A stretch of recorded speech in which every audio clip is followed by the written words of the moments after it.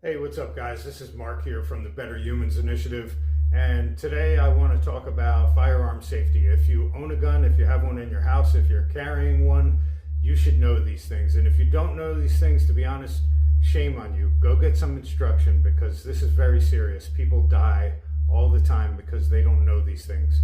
Okay, so the first thing is, whenever I pick up a weapon, I want to know the status of it. Okay, so I have a Glock 19 here, and when I pick it up, you'll notice my finger index is on the outside. So anytime I'm handling a weapon, I never pick it up with my finger on the trigger.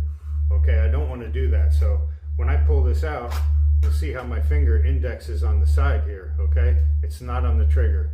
The second thing I want to do is I want to clear this gun and make sure that it's safe, because it's hot right now, which means it has one in the chamber and there is a loaded magazine in it. So I want to make sure first that I'm not pointing it at anyone or anything that I don't want to put a hole in case a mistake happens. Okay, so I'm going to eject the magazine here, and then I'm going to rack the slide.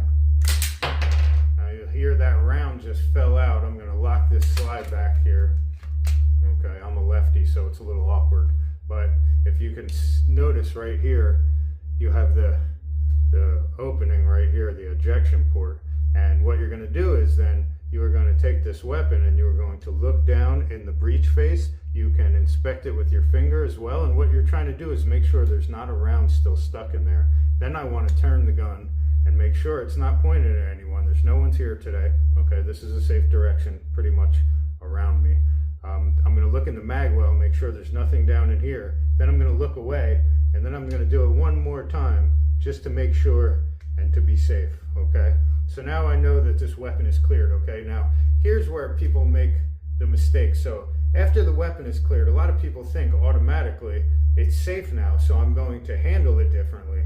And even if a weapon is unloaded, even if the safety is on the weapon, you still want to follow these rules. Okay, you do not want to put your finger on that trigger until you are pointed at something that you want to do damage to, that you want to put a hole in. Okay, secondly, this muzzle here, the barrel of the gun, okay, I am never ever going to point it at someone, even for a brief second.